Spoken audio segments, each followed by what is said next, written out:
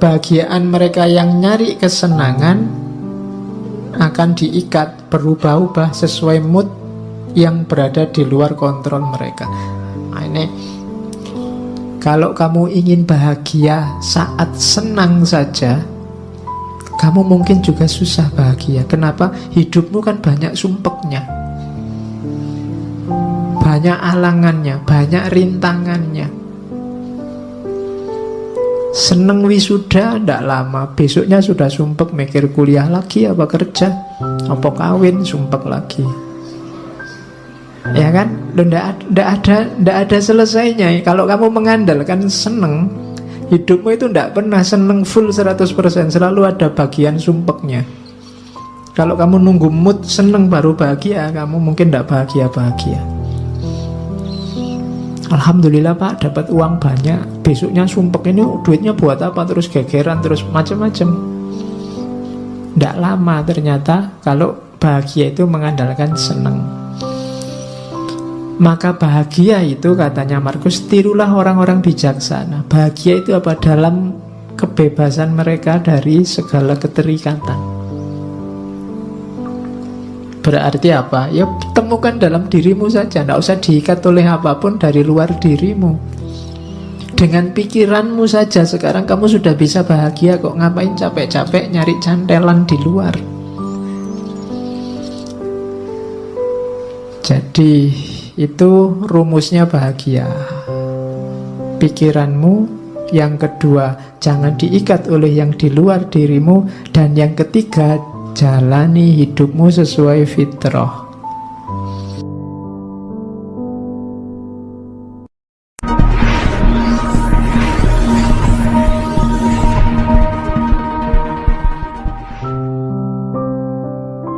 Assalamualaikum warahmatullahi wabarakatuh. Oke, kita lihat ya, di mana menariknya stoikisme khasnya Marcus Aurelius. Orang stoik itu ciri berpikirnya 4. Yang pertama, berfilsafat tidak perlu jelimet, yang penting baik dan manfaat. Nah, ini prinsip luar biasa. Kalau di kita kan kadang-kadang filsafat itu kalau nggak jelimet kan kurang filsafat. Filsafat itu harus rumit. Kalau tidak rumit, tidak filsafat. Prinsipnya stoik kebalikannya. Nggak ada gunanya perumitan-perumitan itu. Yang simple saja, apa adanya, tapi baik dan manfaat. Di antara yang membuat banyak orang trauma sama filsafat itu kan buletnya itu. Semakin ada tokoh filosof ngomong kok jelimet, semakin kamu puji, wah filsafatnya jeru gue mesti. Ya kan, setiap kali kamu nggak paham kan kamu anggap itu wah dalam itu, kan gitu kamu. Padahal prinsipnya stoik kebalikannya, tidak begitu. Jadi gagasan-gagasan besar itu tidak terlalu penting. Yang penting itu gagasan yang baik dan manfaat.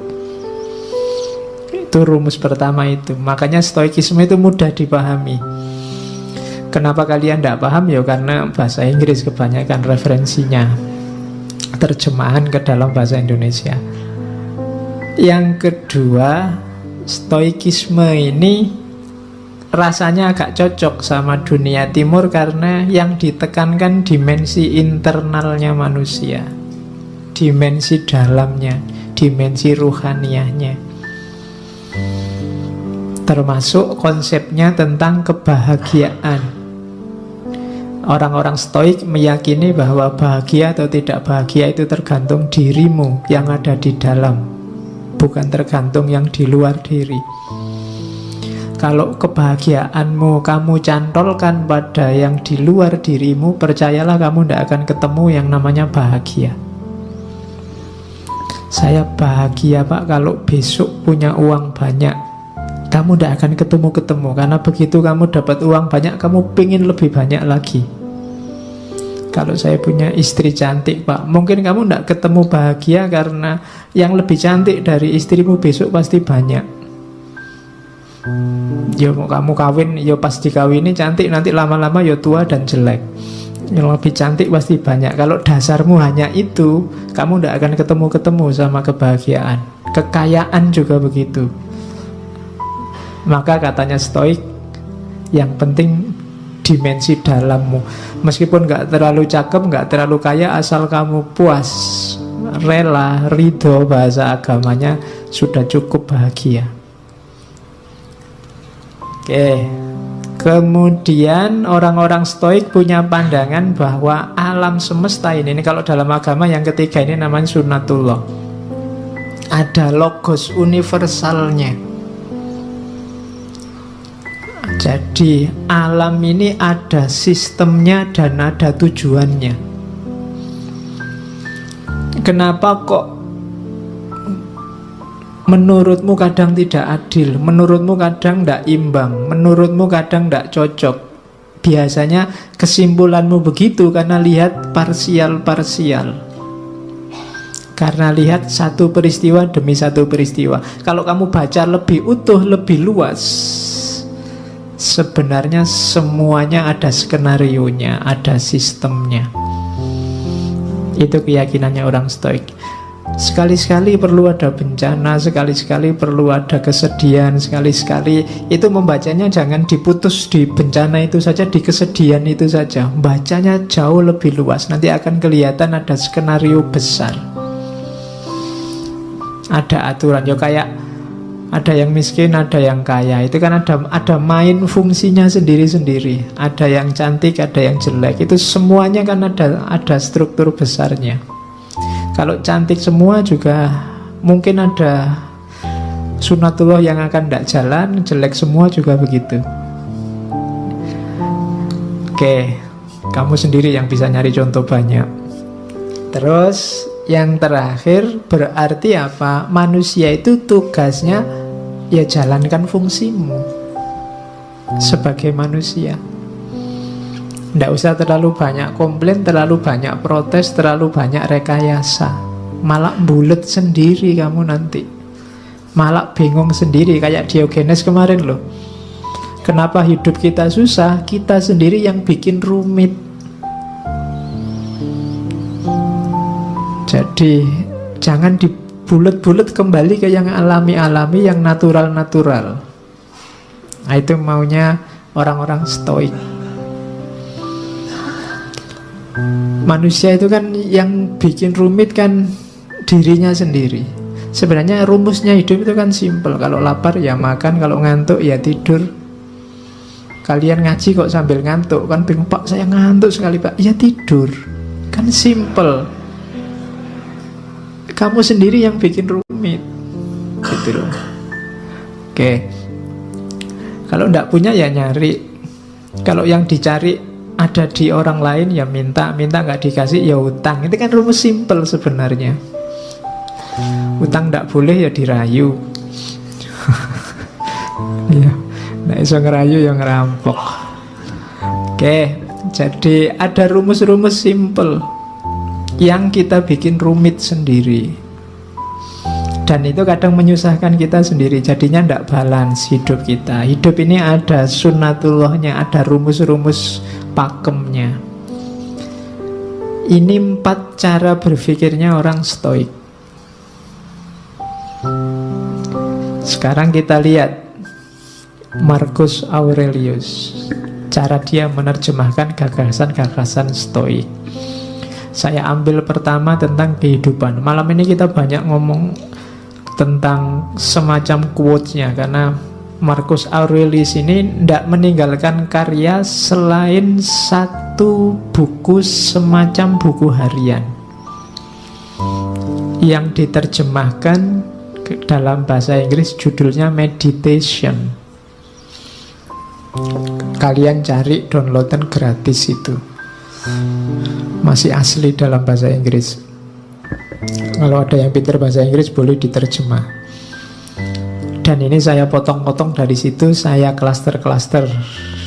Cuma tidak bisa banyak karena bukunya tebal, ya kita ambil yang sesuai kadar waktu ngaji kita. Meskipun saya tidak yakin bisa nyampe semua karena banyak. Jadi hidup ini yang pertama rumusnya katanya Markus, carilah apa tugasmu. Katanya Markus, segala sesuatu, apakah itu kuda atau anggur, diciptakan untuk tugas tertentu, untuk peran tertentu. Maka carilah tugasmu sebagai manusia. Sering kan saya singgung ayat afahasibtum annama khalaqnakum abasa. Itu kan Allah loh yang ngomong. Apa kami ciptakan engkau itu hanya untuk iseng? Pasti tidak, ada tujuannya. Kejar itu. Yo, Al-Quran banyak ngomong tentang tujuan hidupmu ini. Enaknya karena sayangnya Allah sama kita, kan kita sama Allah langsung ditunjukkan, ini loh tugasmu. Jadi yo kayak misalnya ini ja'ilun fil ardi khalifah, aku ciptakan manusia di muka bumi jadi khalifah. Ini kan Allah langsung ngasih petunjuk, ini lo tugasmu. Maksudnya Markus, yo kamu jalan di tugasmu itu. Setiap hal di muka bumi ini ada perannya, ada tugasnya. Jangan dikacaukan, kamu sendiri juga jangan kacau. Nanti kamu susah sendiri. Oke, teh ini kan dia punya tugas, dibikin jadi minuman. Ya diminum, enggak apa-apa.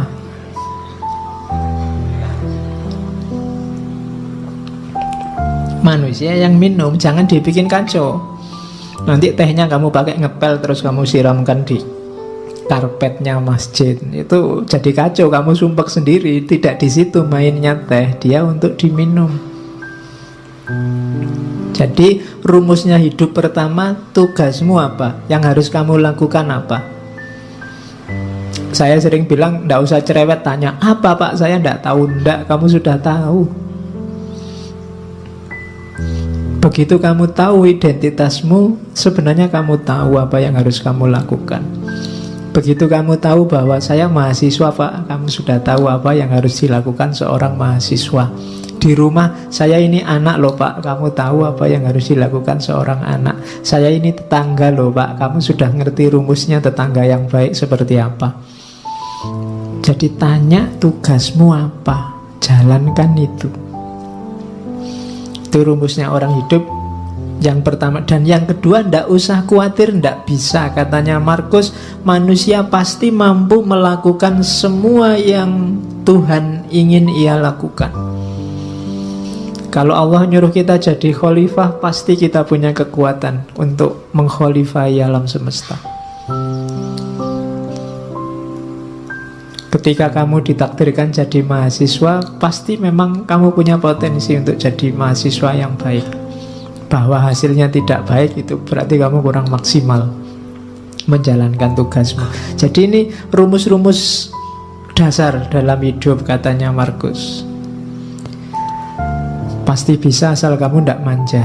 Kita kan sering manja, sering cengeng, sering cerewet. Sudah tahu masih tanya. Kita sering mengkritik Bani Israel, Yahudi, kita sering begitu. Orang Yahudi itu kan waktu diperintah ada aja yang ditanyakan. Disuruh menyembelih sapi masih ditanya, kulitnya sapi warnanya apa, besarnya seberapa, itu cerewet. Padahal begitu disuruh membelih sapi aja kan tidak masalah, tapi masih cerewet, tanya macam-macam. Padahal ya sudah ngerti pantasnya membelih sapi itu ya sapi yang semacam apa, kan gitu. Ya sama lah, kadang kayak mahasiswa disuruh bikin makalah berapa halaman Pak, kemudian referensi ini boleh ndak Pak, kamu repot sendiri nanti, salahmu sendiri, cerewet. Coba diperintah ya Pak, nah kan sudah, selebihnya kamu mikir sendiri, ijtihad sendiri. Biasanya banyak tanya itu kan maksudnya kamu ingin dapat yang ringan, atau syukur-syukur bisa ndak jadi diperintah. Kan itu orang Yahudi itu kan begitu, nawar bolak-balik itu kan maksudnya yo siapa tahu ndak jadi karena perintahnya ndak jelas. Nah kita sering begitu dalam hidup. Kamu sering ngerti tugasmu tapi ndak jalan, kenapa? Kamu nyari alasan, nyari dalih. Alah Pak, ujian masih lama. Alah Pak, kan segalanya sudah ada garisnya, ada takdirnya. Alah Pak, selalu begitu, nyari dalih. Terus bekalmu lengkap, katanya Markus. Yang pertama apa? Ndak usah khawatir. Alam ini ada rumusnya, ada sunatullahnya. Jalankan tugasmu sesuai sunatullah. Kenapa harus kamu jalankan sekarang? Karena tidak lama lagi engkau ndak ada dimanapun. Hidup ini kan cuma sementara. Kamu dikasih fasilitas hidup yang sementara dengan tugas tertentu. Kalau nanti tiba-tiba kamu dipanggil sama yang ngasih tugas dan tugasnya belum selesai, bisa jadi kamu dikasih nilai C, D, atau E. Kalau kamu dikasih nilai E kan susah. Kalau ndak lulus di kampus gampang. Kalau ndak lulus besok di akhirat, urusannya panjang.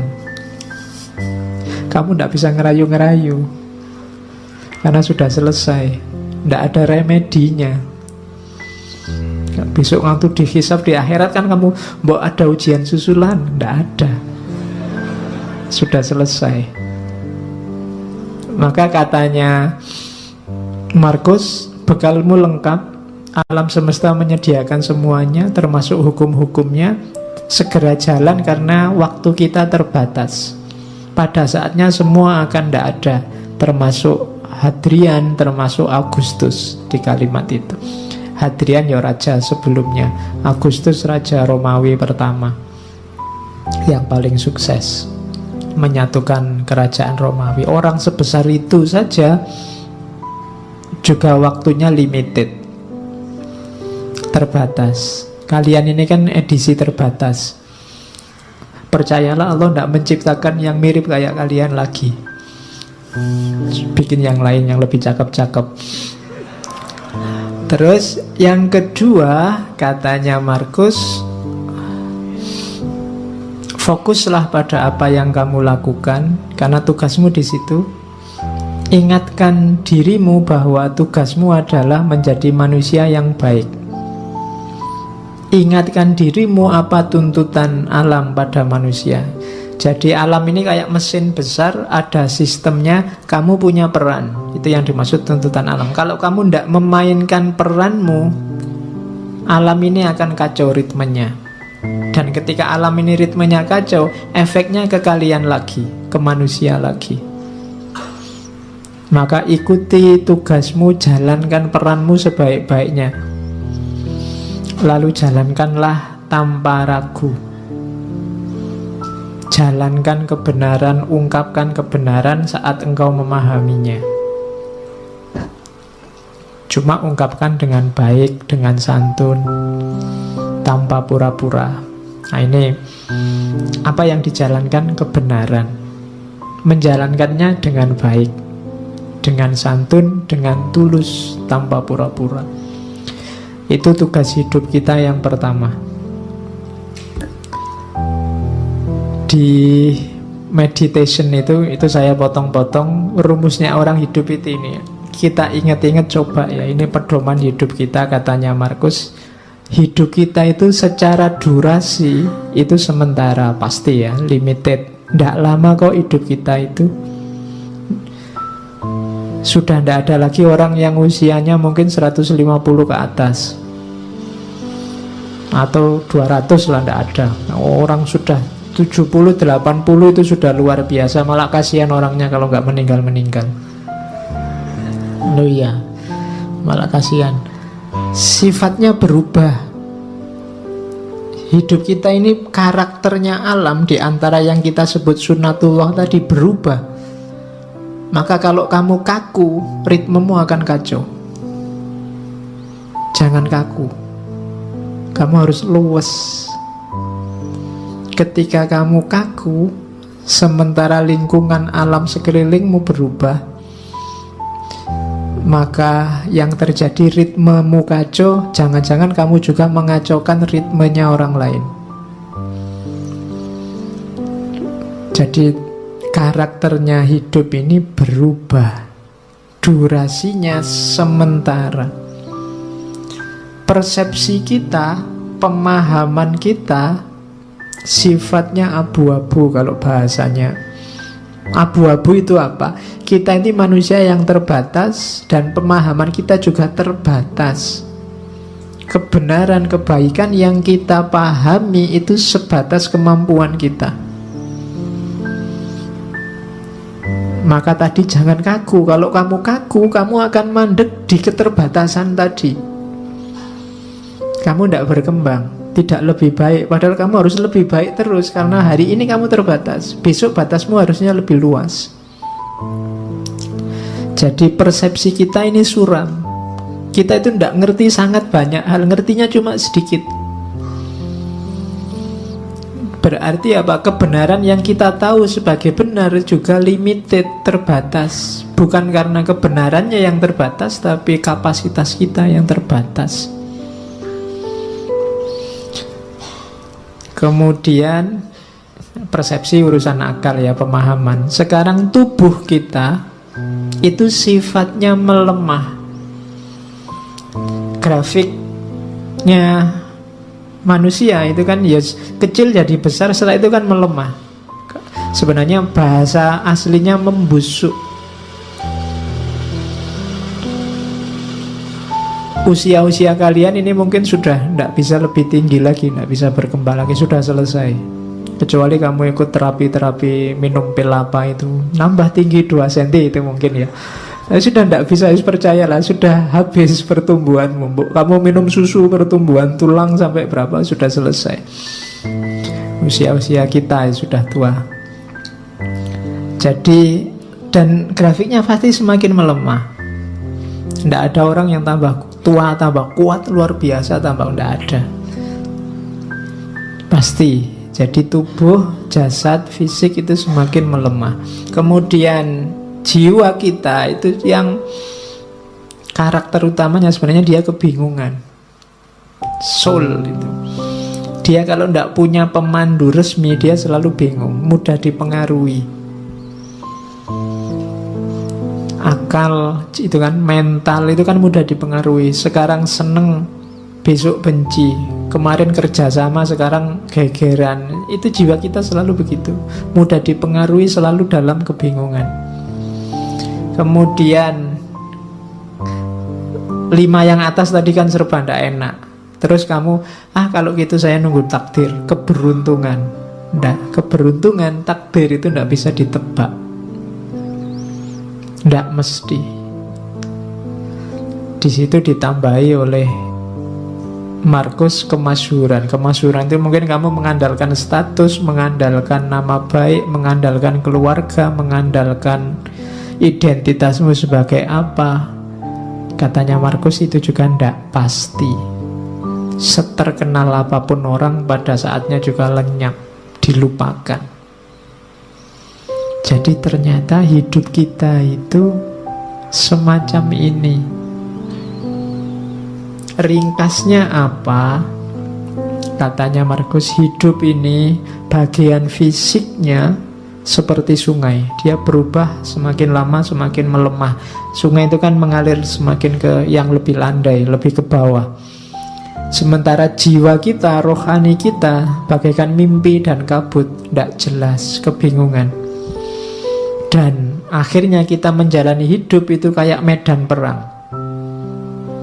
Seperti medan perang dan perjalanan yang jauh dari rumah. Jadi hidup ini medan perangmu. Perang di mana? Perang melawan dirimu sendiri sebenarnya. Melawan hidupmu sendiri.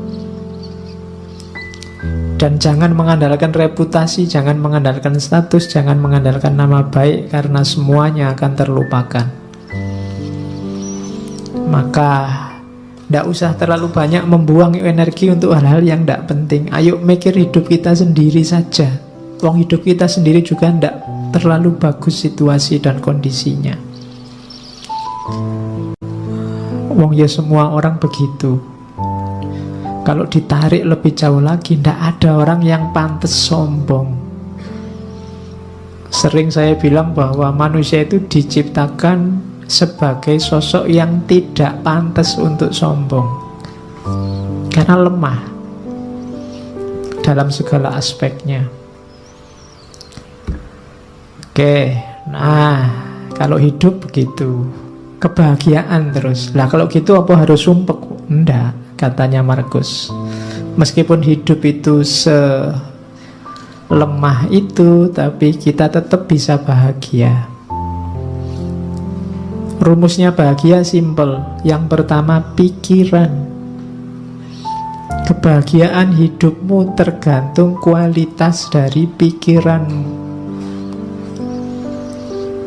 Hari ini, detik ini kamu bisa langsung bahagia meskipun sedang sumpek urusan apa wae, tinggal kamu detailkan urusanmu apa.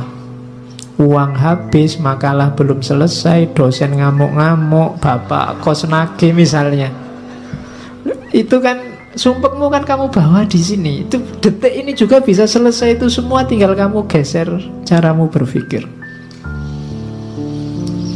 Yo gampang lah rumusnya. Duit habis gampang, teman masih banyak.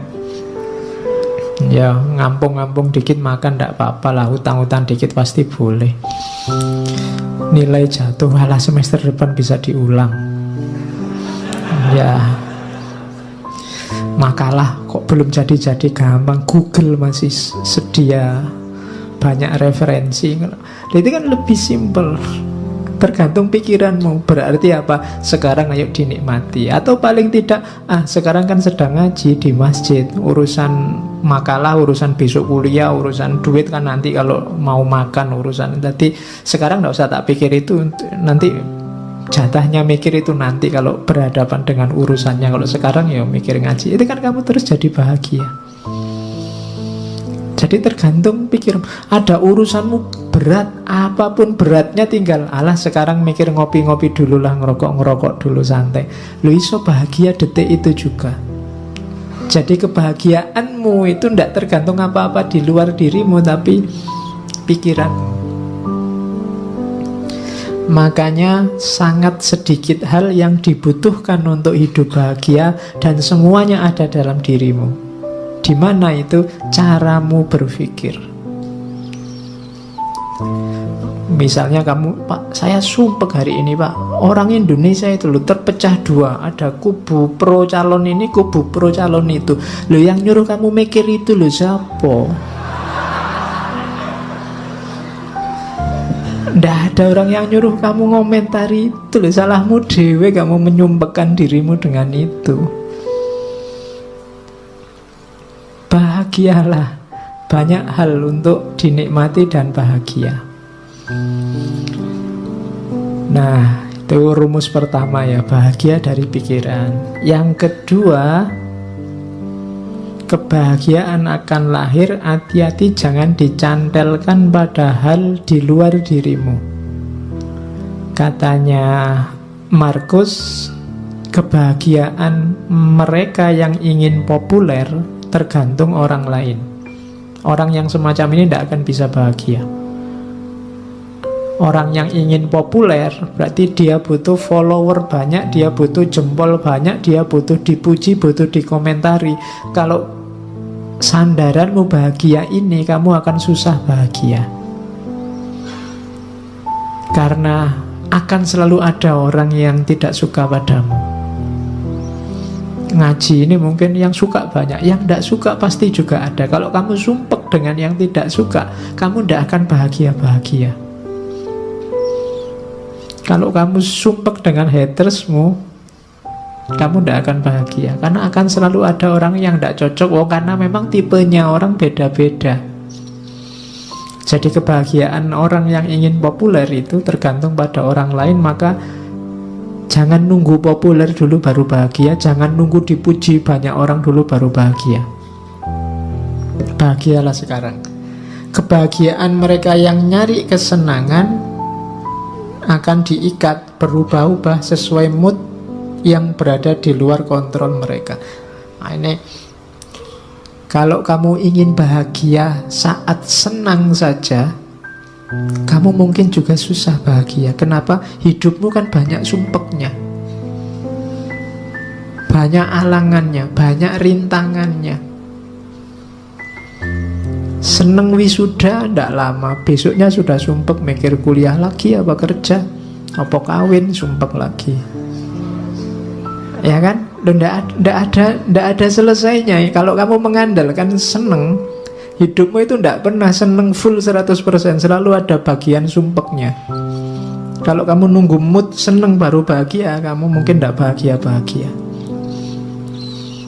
Alhamdulillah Pak, dapat uang banyak, besoknya sumpek, ini duitnya buat apa, terus gegeran, terus macam-macam. Ndak lama ternyata kalau bahagia itu mengandalkan seneng. Maka bahagia itu, katanya Markus, tirulah orang-orang bijaksana. Bahagia itu apa? Dalam kebebasan mereka dari segala keterikatan. Berarti apa? Ya temukan dalam dirimu saja, tidak usah diikat oleh apapun dari luar dirimu. Dengan pikiranmu saja sekarang kamu sudah bisa bahagia kok. Ngapain capek-capek nyari cantelan di luar? Jadi itu rumusnya bahagia. Pikiranmu. Yang kedua, jangan diikat oleh yang di luar dirimu. Dan yang ketiga, jalani hidupmu sesuai fitrah. Setiap makhluk hidup akan utuh, berarti menemukan kebahagiaannya saat mengikuti jalan dalam alamiahnya sendiri. Jadi jalannya sendiri yang alami. Ya kayak tadi loh, ya kalau lapar ya makan, haus ya minum, simple, jalan-jalan hidup yang simple, ndak rumit-rumit. Kamu akan bahagia. Ndak usah target macem-macem untuk bahagia di luar diri kamu, nanti akan sumpek sendiri, ndak ketemu-ketemu bahagianya. Nikmati hidupmu, jalani hidupmu sesuai fitrahmu. Ndak usah pakai semboyan. Pokoknya Pak, saya ndak akan kawin sebelum kaya, itu bikin sumpek sendiri. Ya kalau memang ada calonnya, cukup segalanya, ya nikah saja. Saya Pak, sebelum 29 misalnya, itu kan banyak yang begitu. Ndak usah lah, bikin rumit sendiri. Pokoknya kalau cocok sesuai apa-apanya jalan, ya nikah saja, ndak masalah. Itu hidupmu akan utuh. Oke, yang tadi kebahagiaan. Sekarang menghadapi kesulitan yang kita sebut rasa sakit.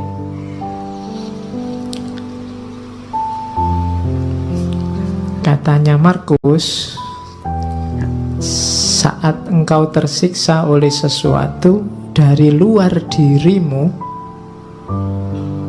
rasa sakit itu sebenarnya bukan dari sesuatu yang menyakitimu, namun dari anggapanmu terhadapnya. Dan engkau memiliki kekuatan untuk mencabutnya kapanpun kau mau. Kalau kamu disakiti orang, loh sebenarnya orang itu tidak bisa menyakitimu kalau kamu tidak mau sakit. Pak, orang itu bikin aku mangkel ya Pak. Loh, salahmu sendiri mau mangkel. Mbok kamu ndak usah mau jengkel, nggak usah mau mangkel kan, ndak jadi dia membuat kamu jengkel. Dia membuatmu jengkel karena kamu mau jengkel. Tolaklah rasa sakitmu dan rasa sakit itu akan lenyap. Ndak ada orang bisa menyakitimu, ndak ada orang bisa mencurangimu, nggak ada orang bisa menaklukkanmu kalau kamu sendiri tidak mau. Jadi katanya Markus, raih kembali kesadaranmu, panggil kembali dirimu, dan bangunlah sekali lagi. Kini akan kau sadari bahwa yang mengganggumu hanyalah mimpi. Pandanglah kenyataan ini sebagaimana engkau memahami mimpimu. Ya silahkan sekarang didaftar apa yang membuatmu sumpek, membuatmu sakit, membuatmu merasa tak berdaya, membuatmu merasa lemah. Semuanya pasti tidak real. Semuanya bukan sesuatu yang nyata, hanya permainan pikiranmu dalam tanda petik. Nilai jelek, ya nilai jelek itu kan fakta, nilai jelek selesai.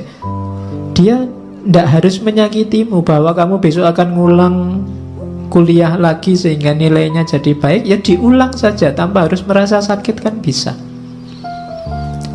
Diputus pacar Pak, itu sakitnya luar biasa. Ya wis putus, ya putus saja. Lah kok enak, aku yang diputus kok terus aku merasa sakit, kan double berarti. Kamu mutus aku ya sudah, tapi aku tidak sakit kok. Oh itu lebih gaya. Iya. Jadi sakit atau tidak itu kan kamu yang bisa ngatur. Pedih hatimu itu dirimu sebenarnya. Tidak bisa engkau membuatku sakit hati, itu tidak bisa. Kamu sendiri yang mau dihinggapi rasa sakit itu. Ada orang maki-maki kamu kayak apapun, kalau kamu tidak tersinggung kan tidak ada apa-apa. Saya tersinggung loh Pak, lihat salahmu sendiri tersinggung. Kamu tidak tersinggung itu bisa lah, kok milih tersinggung. Itu kamu milih rasa sakit. Itu maunya Markus. Jadi ndak, sakit atau tidak itu sebenarnya kuncinya di kamu. Terus tak seorang pun dapat kalah, baik di masa lalu atau di masa depan. Bagaimana orang bisa kehilangan apa yang ia tidak miliki? Yang sering membuat kita sakit kan dua hal ini, harapan dan kekecewaan. Kecewa itu kan karena masa lalu, harapan itu karena masa depan. Masa lalu dan masa depan itu dua hal yang tidak kita pegang sekarang, tidak kita miliki sekarang. Loh, lah kok kita bisa disakiti oleh sesuatu yang kita tidak punya? Kok kita bisa kalah oleh sesuatu yang tidak ada? Masa lalu itu kan tidak ada, sudah lewat. Masa depan itu nanti, belum terjadi. Lah kok kita bisa kalah oleh itu, katanya Markus? Harusnya tidak. Jadi kekecewaan dan harapan itu jangan sampai membunuhmu. Kenapa? Karena dia sesuatu yang tidak ada. Sesuatu yang tidak ada jangan menyakitimu. Hidupmu kan di masa kini. Dia tiba-tiba menyakitiku Pak, aku tiba-tiba diputus. Kapan? Tadi. Oleh sudah tadi aja, sudahlah. Lah iya kan? Kan berarti masa lalu itu. Meskipun 1 jam yang lalu kan sudah jadi masa lalu. Meskipun putusnya tadi sore jam 5, kan kamu sudah masa laluku itu kan. Iya. Oke, jadi jangan mau disakiti oleh masa lalu dan masa depan. Berpikir yang positif. Kayak di kalimat terakhir itu, adalah nasib burukku semua ini terjadi padamu, padaku sebenarnya itu. Kita kan sering mengeluh begitu, aduh nasibku kok jelek ya. Katanya Markus, jangan begitu. Bilang saja nasibku baik, adalah nasib baikku. Di mana nasib baiknya? Meskipun ini terjadi padaku, tapi aku dapat menanggungnya tanpa rasa sakit. Baik itu kehancuran di masa kini maupun ketakutan akan masa depan. Kalau kamu ada masalah apapun, jangan mengeluh. Bersyukurlah bahwa alhamdulillah aku masih kuat menanggungnya, masih diberi kekuatan untuk menahannya. Nah, itu lebih positif. Jadi sakitilah aku, injak-injaklah aku, jajalah aku, tapi aku kuat. Alhamdulillah aku. Kalau kamu nyari yang tidak ada masalah dan kamu tidak tersakiti, mungkin tidak bisa. Kamu hidup di dunia yang tidak ada masalah dan kamu tidak tersakiti itu. Bikinlah dirimu kuat menghadapi masalah dan rasa sakit, maka segalanya akan selesai. Jadi jangan mau disakiti. Jangan mau itu bukan untuk orang yang menyakiti, tapi untuk dirimu sendiri. Jangan kamu terima rasa sakit itu, maka kamu tidak akan sakit. Nah, ini rumus yang kedua. Yo, rasanya sih memang berat, tapi lama-lama dilatih mungkin bisa. Orang-orang besar Pemimpin-pemimpin besar itu mungkin mereka mampu melakukan ini. Kalau besok kamu jadi pemimpin labil, mudah sakit, mudah tersinggung, mudah marah, mungkin kamu tidak bisa jadi pemimpin yang baik. Kamu harus punya daya tahan terhadap rasa sakit. Kamu harus kuat mendengarkan, kuat melihat, kuat membaca, kuat memahami, tanpa harus reaktif karena rasa sakit. Nah, itu rumus selanjutnya dalam hidup. Jadi tadi ada kehidupan, kemudian caranya untuk bahagia, dan cara untuk menghindari rasa sakit.